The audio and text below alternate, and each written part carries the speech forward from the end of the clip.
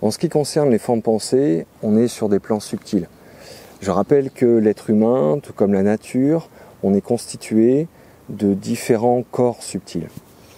Et la forme pensée, elle se crée et prend sa force par la répétition d'une pensée qu'on émet.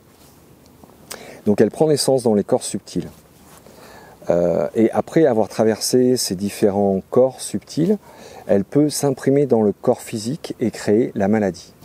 Donc une forme pensée se caractérise par sa forme et sa couleur, qui peuvent être diverses et variées. Une forme pensée, c'est une énergie, et une énergie véhicule une information. Et en fonction de son information, elle va la transmettre à un chakra et à l'organe qui s'y rattache.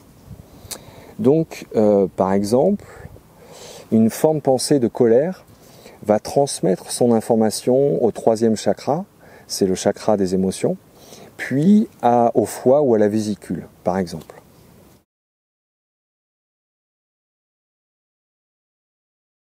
Les formes pensées, elles sont ni liées à l'espace ni au temps. Elles peuvent être d'origine karmique, donc de nos vies passées, ou transgénérationnelles, héritées de nos ancêtres, ou intra-utérines, ou de l'enfance, bien souvent. Donc des formes pensées de basse fréquence vibratoire vont créer des brèches, des failles dans nos corps subtils, vont les fragiliser et vont attirer des expériences, des situations qui vont les renforcer. Donc si je prends l'exemple d'un enfant non désiré, il va retenir l'information de rejet. Une forme pensée va se créer dans ces corps subtils liés au rejet. Donc cette information va faire partie de son champ vibratoire, de son biochamp. Et dans sa vie, cet être va attirer à lui des situations qui seront en lien avec la raison pour laquelle il s'est senti rejeté. À savoir qu'un enfant peut ne pas avoir été désiré pour plusieurs raisons. Par exemple, un garçon attendu en tant que fille. Ou une famille qui a déjà 4 enfants, le 5e il est en route, et si ce foyer n'a pas de haut revenu, les parents pourraient s'inquiéter d'avoir une bouche supplémentaire à nourrir, par exemple.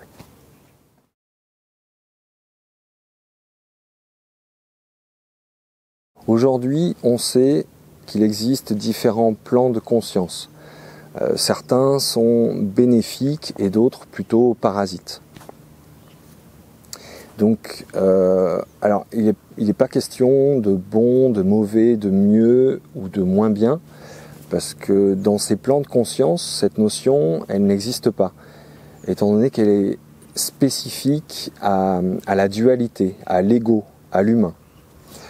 Donc, des formes pensées de haute fréquence vibratoire, comme la joie, la gratitude, la compassion, vont renforcer nos corps subtils.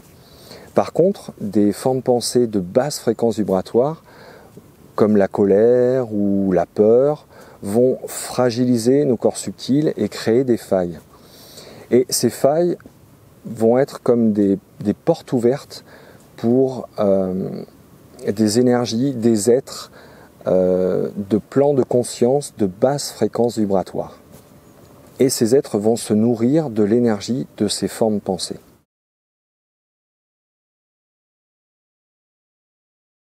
Les égrégores sont eux aussi des formes créées dans l'éther, dans les plans subtils, et ils sont alimentés par nos formes pensées.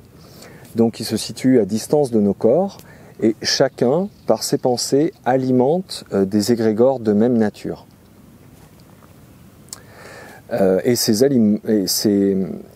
égrégores, à leur tour, alimentent nos formes pensées. Donc pour reprendre l'idée, j'ai les pensées de colère. J'alimente une forme pensée de colère dans mes corps subtils qui alimente à son tour un égrégore de colère. Et chaque personne étant dans la colère alimente sa forme pensée et cet égrégore de colère, donc le renforce, qui nourrit nos formes pensées de colère et qui influencent notre psychisme. Donc il y a des égrégores de haute fréquence vibratoire, qui sont nourris par l'amour, la joie, la gratitude, la compassion, et des égrégores de basse fréquence vibratoire qui sont nourris par la colère, le doute, les peurs, la jalousie, les guerres, les maladies, ainsi de suite.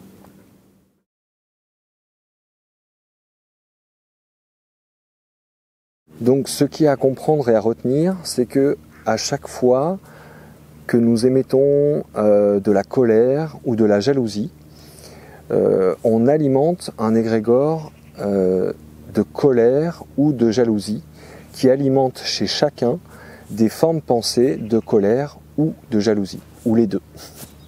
Les formes pensées, elles n'ont d'existence que parce que nous en sommes à l'origine. Donc il n'est pas question ici de se culpabiliser, de se donner des coups, de s'en vouloir d'eux, mais au contraire de se responsabiliser, et dans les deux sens du terme, c'est-à-dire dans notre capacité à répondre à, notre capacité à choisir, notre capacité à faire des choix en conscience, c'est-à-dire poser des intentions. Donc l'idée, ce serait le matin de se réveiller, de se lever, de poser l'intention en conscience, de décider, de faire le choix d'alimenter tel ou tel type d'égrégore. Donc la question est, est-ce que je décide de continuer à alimenter des égrégores de peur, de non-confiance, de méfiance, ou est-ce que au contraire, je vais orienter ma conscience, donner de l'énergie à des égrégores de confiance, de gratitude, de joie ou de compassion. Et c'est là toute notre responsabilité.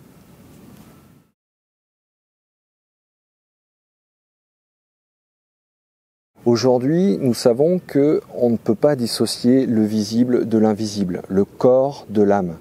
Donc, soigner une maladie sur le plan physique uniquement, ça ne permet pas une guérison totale si le nœud, si la forme pensée qui en est à l'origine n'est pas dénouée. Et c'est en ce sens que les différentes disciplines thérapeutiques qui ont vu le jour au cours de ces dernières années, de ces dernières 10 ou 15 dernières années, ou peut-être plus pour certaines, vont contribuer à nous aider à comprendre et à dissoudre ces formes pensées afin de vivre mieux au quotidien et d'éviter les maladies.